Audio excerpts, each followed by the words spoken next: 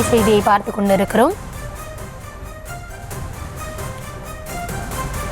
கேரள மருத்துவ கழிவுகளை கொண்டு வந்த வாகனத்தை திரும்ப ஒப்படைக்க கோரிய வழக்கு மீது உத்தரவானது பிறப்பிக்கப்பட்டிருக்கிறது. வாகனங்களை திரும்ப ஒப்படைக்க முடியாது, மனுவை தள்ளுபடி செய்து உயர்நீதிமன்ற மதுரை கிளை உத்தரவை பிறப்பித்திருக்கிறது. அது குறித்த அண்மை செய்தியை பார்த்துக் கொண்டிருக்கிறோம்.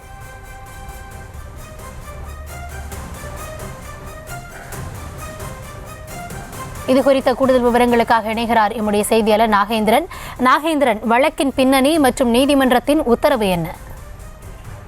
வணக்கம் கௌதமி. கேரள மாநிலம் திருவனந்தபுரம் பகுதியைச் சேர்ந்த சிபு என்பவர் உயர்நீதிமன்ற மதுரை அமர்வில் மனு ஒன்றினை தாக்கல் செய்திருக்கிறார். கடந்த வருடம் எனக்கு சொந்தமான வாகனம் மருத்துவ கழிவுகளை கேரளாவில் இருந்து கன்னியாகுமரி மாவட்டம் மஞ்சளுமூடு ஊராட்சிக்கு உட்பட்ட பாலுக்குழி என்ற அந்த கிராமத்திற்கு மருத்துவ கழிவுகளை கொட்ட வந்ததாக அந்த ஊராட்சி மன்ற தலைவர் கொடுத்த புகாரின் அடிப்படையில் காவல்துறையினர் எனது வாகனத்தின் மீது வழக்கு பதிவு செய்து வாகனத்தை பறிமுதல் செய்தனர்.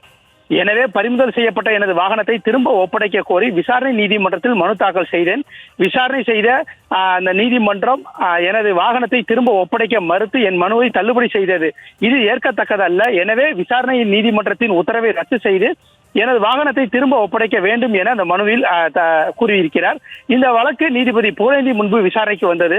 அரசு தரப்பில் கூடுதல் குற்றவியல் வழக்கறிஞர் செந்தில்குமார் ஆஜராகி மனுதாரர் வாகனம் விதிமுறைகளை மீறி கேரள மாநிலத்திலிருந்து மருத்துவ கழிவுகளை தமிழகத்திற்கு கொண்டு வந்து கொட்டியுள்ளது, இதனை அனுமதிக்க முடியாது. இது போன்ற வாகனங்களால் திரும்பி ஒப்படைத்தால் மருத்துவ கழிவுகள் கொட்டுவதை கட்டுப்படுத்த முடியாது. மேலும் உள்ளாட்சி சட்ட விதிகளின்படி இந்த வாகனங்களை பறிமுதல் செய்து ஏலம் நடத்துவது முழு அதிகாரம் உள்ளது. எனவே இந்த மனுவை தள்ளுபடி செய்ய வேண்டும் என வாதிட்டார். இந்த வழக்கு விசாரணையை முடித்து இன்று நீதிபதி புகழேந்தி தீர்ப்பு வழங்கியிருக்கிறார்.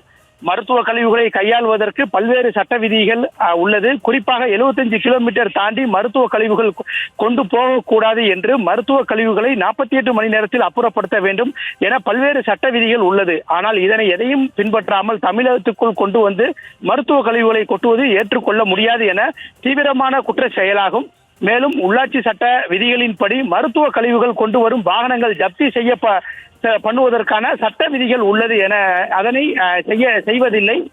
எனவே இந்த வழக்கில் தமிழ்நாடு அரசின் தலைமைச் செயலாளர், காவல்துறை தலைவர், உள்துறை செயலாளர், மாசு கட்டுப்பாட்டு வாரிய உள்ளாட்சித்துறை செயலாளர் ஆகியோர் நீதிமன்றத்தில் தாமாக முன்வந்து சேர்த்த நீதிபதி இது போன்ற விதிமுறைகளை மீறி மருத்துவ கழிவுகளை கொண்டு வரும் வாகனங்களை ஜப்தி செய்து கொடுத்து உரிய செயல்முறை அந்த வழிகாட்டுதல்களை அந்தந்த துறையினர் செயலாளர்கள் உத்தரவு பிறப்பிக்க வேண்டும் என உத்தரவிட்ட நீதிபதி மருத்துவ கழிவுகள் கொண்டு வந்த வாகனத்தை திரும்ப ஒப்படைக்க மறுத்து மனுவினை தள்ளுபடி செய்து உத்தரவு பிறப்பித்து இந்த வழக்கை முடித்து வைத்திருக்கின்றார். கௌதமி,